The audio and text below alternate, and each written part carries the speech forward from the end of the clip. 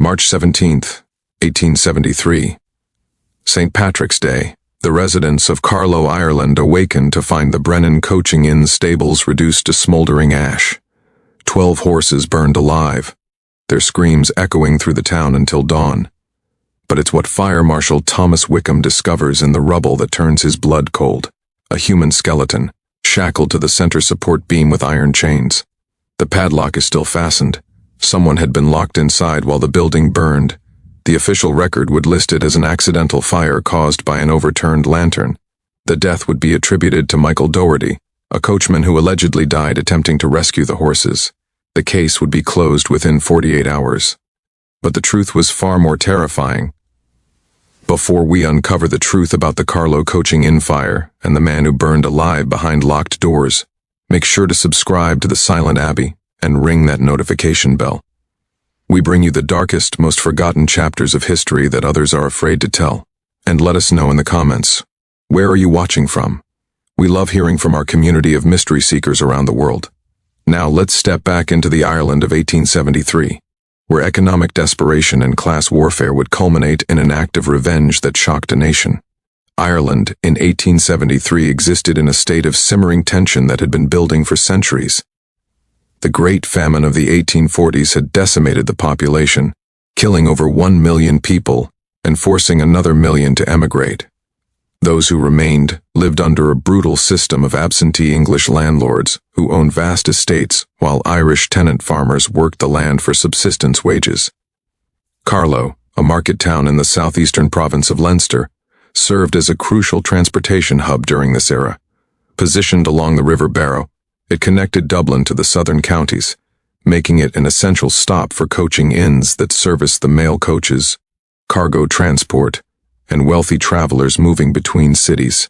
The coaching trade represented one of the few opportunities for Irish Catholics to earn steady employment during a time when discrimination laws still limited their prospects. The Brennan Coaching Inn stood on Dublin Street, a 3-story Georgian building with extensive stables that could accommodate up to 20 horses at full capacity. Patrick Brennan, the proprietor, came from Anglo-Irish stock. His grandfather had converted to Protestantism in the 1790s to maintain property rights under the penal laws. This gave the Brennan family access to wealth and social standing that pure Catholic families could never achieve. By 1873, Patrick Brennan owned not just the Coaching Inn, but also 200 acres of farmland leased to desperate tenant farmers who paid rent they could barely afford. The stables themselves were a point of pride for Brennan. Built with imported timber and featuring a modern ventilation system, they represented a significant investment. Travelers often commented on the quality of the horses and the cleanliness of the facilities.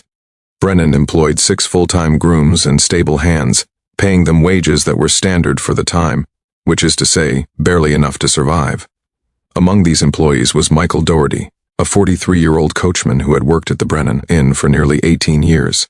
Contemporary accounts describe Doherty as a quiet, competent man who lived in a small room above the stables. He had no wife, no children, no family anyone knew of. He arrived at work before dawn, tended the horses with meticulous care, and rarely spoke unless spoken to. Neighbors would later recall that Doherty seemed to age rapidly in the months before the fire, his face growing gaunt, his movements slower. What no one outside the Brennan household knew was that Michael Doherty hadn't been paid in 7 months, employment records that would surface during the investigation revealed a pattern that had become common among Irish employers of the time. Brennan had begun withholding wages in September 1872, citing economic difficulties, and promising back payment when business improved. When Doherty had requested at least partial payment in December to buy winter clothing, Brennan had responded by reducing his food rations and threatening dismissal if he complained. By March 1873, Doherty was subsisting on stable scraps and had developed a persistent cough that witnesses described as rattling in his chest. He had pawned every possession of value. He wore the same threadbare coat through the Irish winter, and still, he tended Brennan's horses with the same dedication he always had, because without the room above the stables he would freeze to death on the streets. The relationship between employer and employee in 1870s Ireland was fundamentally feudal. Workers had no legal recourse for withheld wages, no unions to protect them, no safety net if they lost their positions. Men like Patrick Brennan held power over life and death itself, and they knew it. Something dark was brewing in the stables on Dublin Street. The horses, sensitive creatures that they were, could sense it.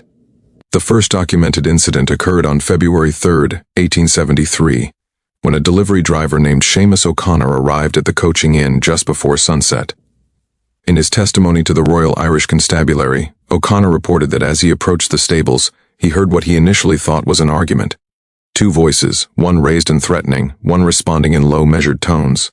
As O'Connor drew closer, he recognized Patrick Brennan's voice clearly. "You'll get your money when I decide you've earned it, not before. And if you breathe a word of this to anyone, I'll see you transported to Australia for theft. Don't think I won't do it." The second voice, which O'Connor identified as Michael Doherty's, responded with words that would take on chilling significance in hindsight. "A man can only bear so much, Mr. Brennan. Even the quietest man has his breaking point." When O'Connor entered the stable yard, Brennan was already walking back toward the main inn building, his face flushed red. Doherty stood near the water trough, his hands trembling as he drew water for the horses. O'Connor noted that Doherty's knuckles were white as he gripped the bucket handle, and that he didn't acknowledge O'Connor's greeting. Highly unusual for the normally courteous coachman. O'Connor thought little of it at the time. Disputes between masters and servants were common. But he would never forget the expression on Doherty's face that evening, a look of such profound despair mixed with something else, something O'Connor would later describe as a terrible resolve. The second incident came 2 weeks later, on February 17th. Mary Cassidy, who cleaned rooms at the Coaching Inn, reported finding Doherty in the main stable at an unusual hour, nearly midnight. She had forgotten her shawl and returned to retrieve it when she noticed lamplight coming from the stables. Curious and somewhat concerned about fire risk, she investigated. She found Doherty standing in the center of the stable, surrounded by the horses in their stalls. He was speaking to them, she said, in a voice so soft she could barely hear it. "I'm sorry," he kept saying. "I'm so sorry for what's coming. You don't deserve this. None of you deserve this." When Mary made her presence known, Doherty startled violently. His eyes, she recalled, were red from crying.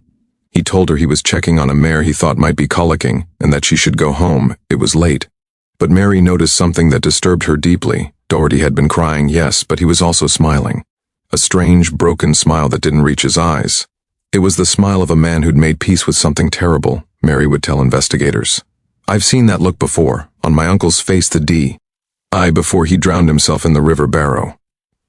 She reported the incident to Mrs. Brennan the next morning, suggesting that perhaps Doherty was unwell and needed a day's rest.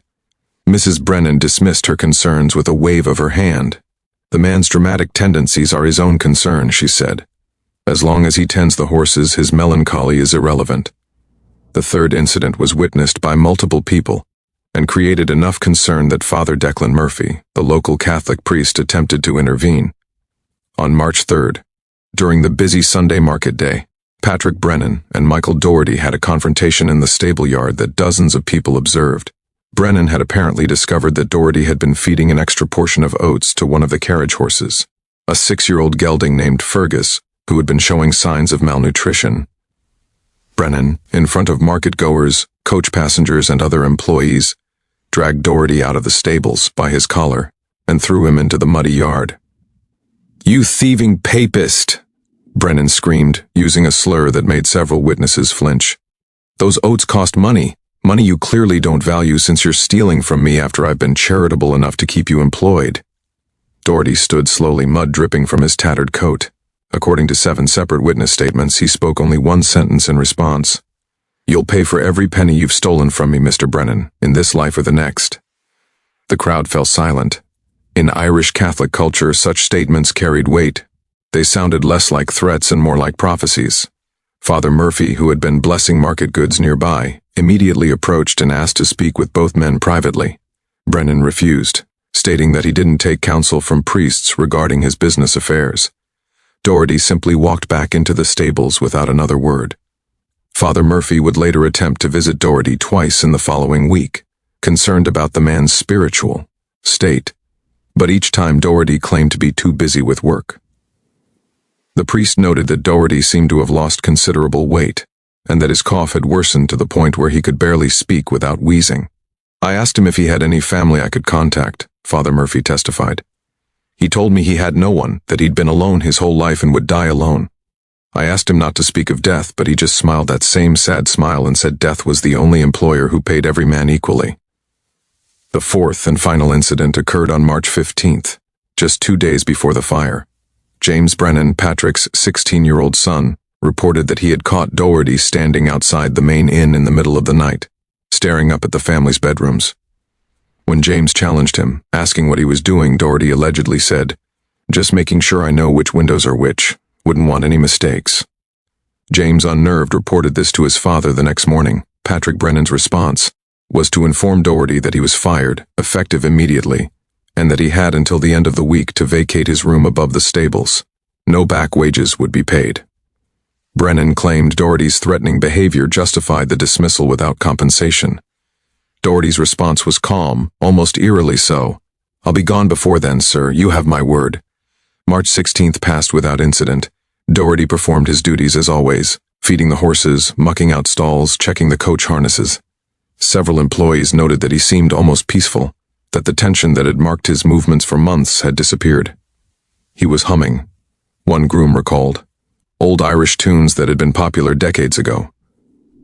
That evening, Doherty was seen making his final rounds of the stables, spending extra time with each horse, stroking their manes, whispering to them. The last person to see him, Ali. V, apart from the Brennan family, was young Timothy Walsh, a stable boy who was leaving for the day. "Good night, Mr. Doherty," Timothy called out. "See you in the morning." Doherty turned and looked at the boy with an expression Timothy would never forget. "No, lad, you won't, but you'll remember me. Everyone will remember me." If this story is giving you chills, hit that like button and let us know in the comments what you think was going through Michael Doherty's mind during those final days. Share this with someone who loves dark mysteries and historical true crime. The discovery that awaits is more horrifying than anyone in Carlow could have imagined. Let's discover what happens next. The fire began at approximately 2:47 a.m. on March 17th, 1873. The exact time was determined by 3 separate witnesses who noted the clock tower when they first saw flames. William McCarthy, a night watchman making his rounds, was the first to spot the orange glow coming from the Brennan stable roof. His initial thought was that someone had left a lantern burning, a dangerous but not uncommon occurrence. But as he approached, the glow intensified rapidly, and he heard something that made his blood run cold. Screaming. Not human screaming. Horses. 12 horses screaming in absolute terror.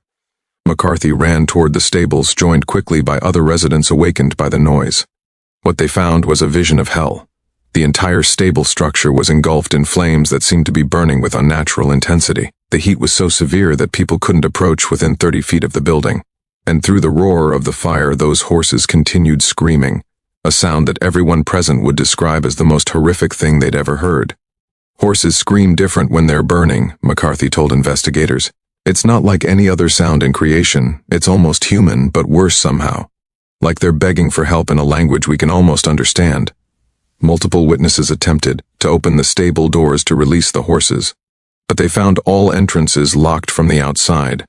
The heavy wooden doors, the side entrance, even the top-floor hayloft, all secured with padlocks. Someone had deliberately sealed the building. Patrick Brennan emerged from the coaching inn at approximately 3:10 a.m., roused by the commotion. According to witnesses, he appeared confused and disheveled, asking repeatedly what had happened. When someone told him the stables were burning and the horses were locked inside, he went pale and began shouting for his stable hands to fetch the keys. But the keys, normally kept in the tack room inside the stables, were inaccessible. The Carlow Volunteer Fire Brigade arrived at 3:35 a.m. with their hand-pumped engine. By this point, the roof had collapsed inward, and the horses' screams had finally, mercifully stopped. The fire was too intense to control, so the brigade focused on preventing it from spreading to nearby buildings. They pumped water from the river barrow throughout the night, but the stables burned until dawn, when only the stone foundation walls remained standing.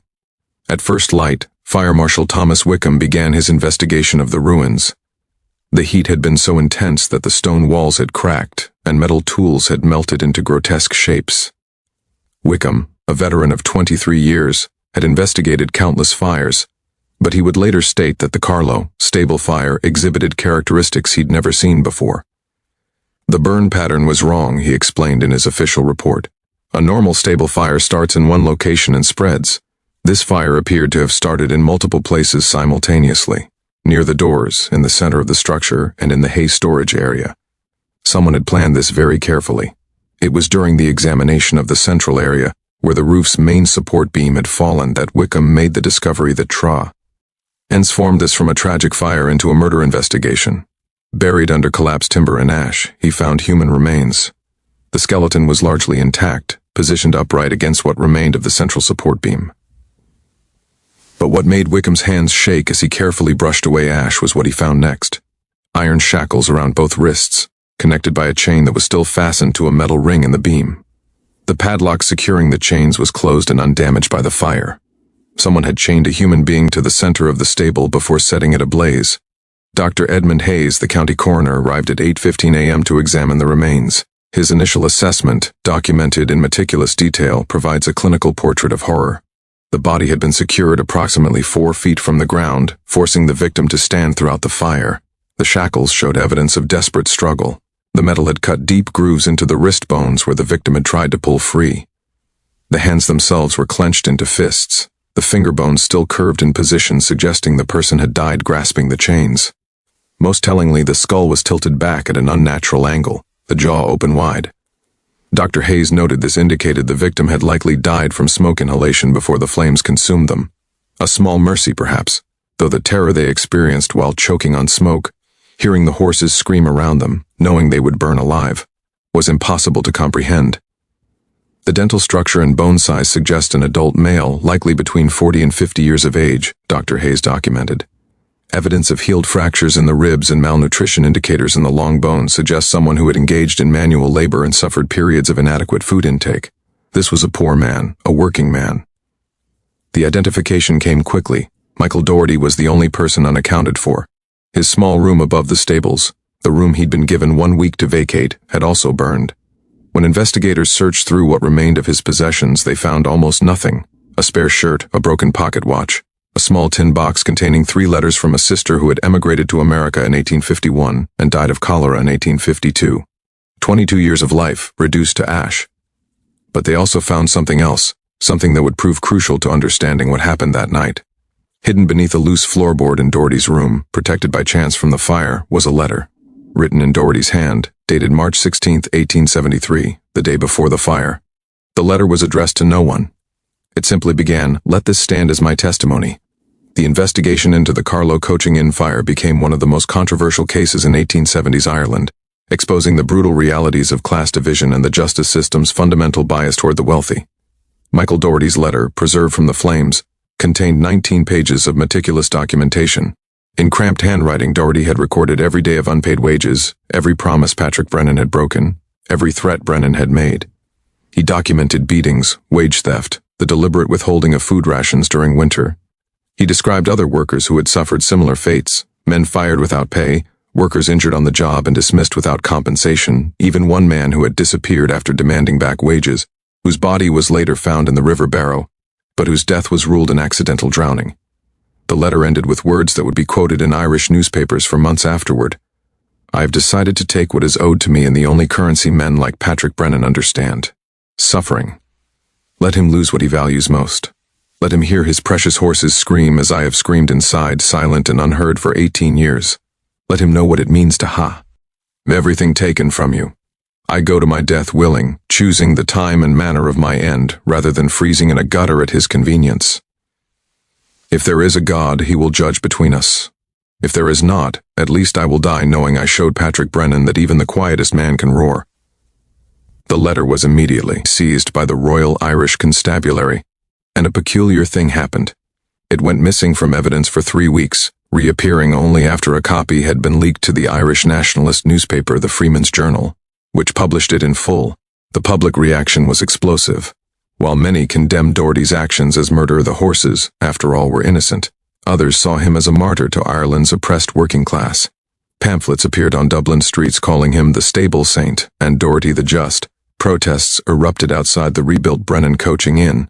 Catholic priests gave sermons about the sin of wage theft, while Protestant ministers condemned the violence of desperate men. The legal investigation, however, took a very different turn. Inspector General Samuel Crawford of the RIC was assigned to lead the inquiry. His investigation lasted 6 weeks and concluded with a report that shocked those who had read Doherty's letter. Crawford determined that while Michael Doherty had indeed set the fire and died in it, he had done so accidentally while attempting to burn the stables in a state of mental derangement brought on by his own moral failures and tendency toward drink. This conclusion directly contradicted witness testimony. Multiple people, including Father Murphy, testified that Doherty rarely drank and had shown clear, calculated planning in his final days. The shackles and chains were explained away as something Doherty had done to himself in a suicidal fit of madness, despite the physical impossibility of someone shackling themselves to a beam, locking the padlock, and then disposing of the key.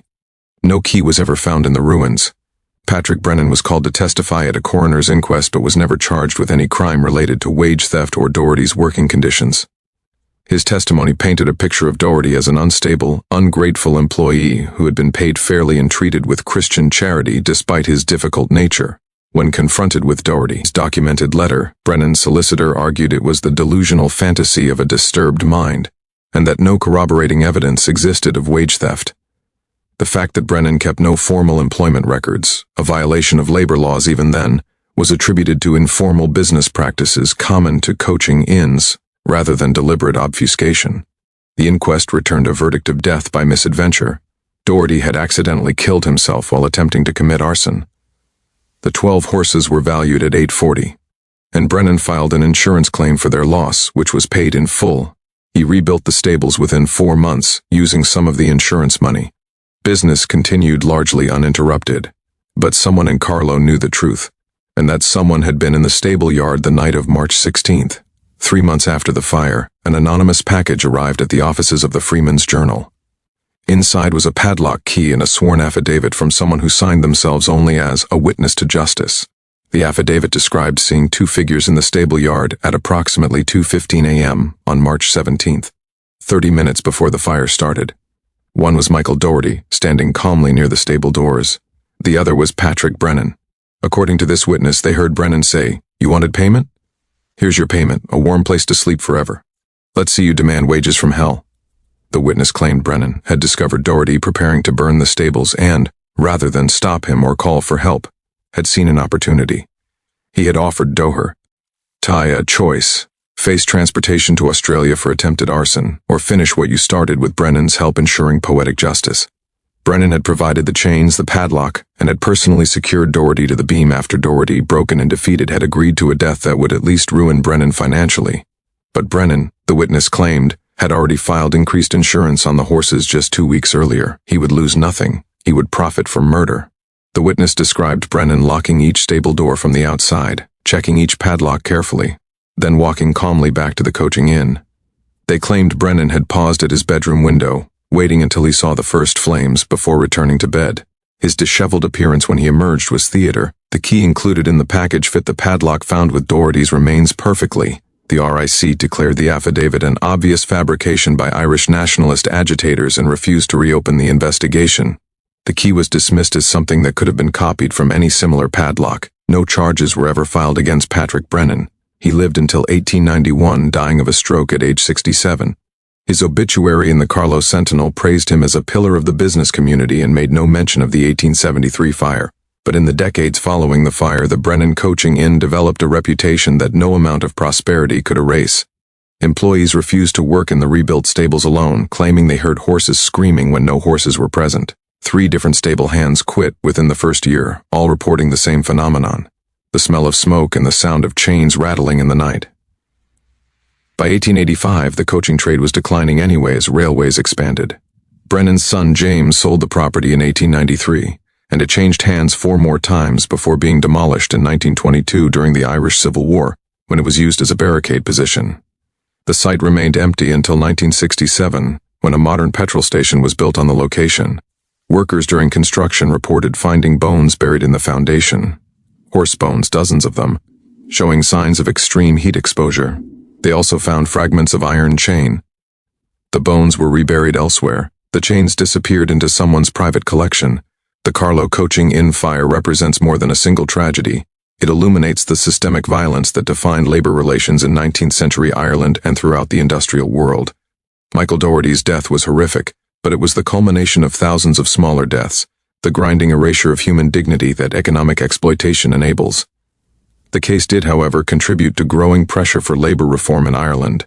The publication of Doherty's letter, with its meticulous documentation of wage theft and abuse, was cited by labor organizers and Irish nationalist politicians advocating for workers' rights. In 1874, just 1 year after the fire, the British Parliament passed the Hosiery Manufacture Wages Act, which included provisions requiring written employment contracts and regular wage payment for certain industries. While this law didn't cover agricultural or transport workers initially, it established a precedent that would expand over the following decades. The case also highlighted the intersection of class and sectarian tension in Ireland. Patrick Brennan's Anglo-Irish Protestant background versus Doherty's Irish Catholic identity mattered in ways that transcended simple bigotry. It represented centuries of colonial power dynamics where English and Anglo-Irish landowners held economic life-and-death power over Irish Catholics. Doherty's letter was quoted in Home Rule debates, with Irish nationalist MPs using it as evidence of why Ireland needed self-governance rather than continued British rule. Perhaps most significantly, the Carlow fire contributed to changing attitudes about suicide and desperation-driven violence. The Catholic Church, which traditionally condemned suicide as a mortal sin, found itself in a difficult position. Father Murphy gave a sermon 3 months after the fire in which he argued that while Doherty's actions could not be condoned, neither could they be understood outside the context of his suffering. "When we create hell on earth for our brothers," Murphy said, "we cannot be surprised when they seek any exit from that hell, even through flames." This more nuanced understanding of desperation and mental health, particularly as related to economic violence, was unusual for the time and represented early stirrings of what would become modern perspectives on the social determinants of health and crime. The case had legal implications as well, though not the ones reformers hoped for. The ease with which Patrick Brennan avoided prosecution, despite substantial evidence of wrongdoing, led to increasing calls for coroner's inquests to include working-class jury members rather than exclusively property owners. The argument was simple. A jury of landlords and business owners would never convict one of their own for the mistreatment of a worker, because they all engaged in similar practices. By 1883, reforms to the coroner system in Ireland had begun requiring more diverse jury composition, though enforcement remained inconsistent. In terms of similar cases, the Carlow fire was not unique. It was simply unusually well documented. Across Britain and Ireland, instances of desperate workers committing acts of violent destruction against their employer's property occurred with increasing frequency during the 1870s and 1880s. Most were classified as simple arson or vandalism. Few left behind detailed letters explaining their motivations. But labor historians now understand these incidents as early expressions of class warfare, precursors to the organized labor movements that would transform workers' rights in the 20th century. One particularly chilling parallel case occurred in Manchester, England in 1881, when a cotton mill worker named Thomas Clark locked himself inside a factory warehouse filled with finished textiles and set it ablaze, destroying 12,000 worth of goods. Clark left a note reading, "You valued this cotton more than my life. Now you have neither." Like Doherty, Clark had been working without pay for months. Like Doherty, his employer faced no legal consequences. Unlike Doherty, Clark's case was barely reported outside Manchester.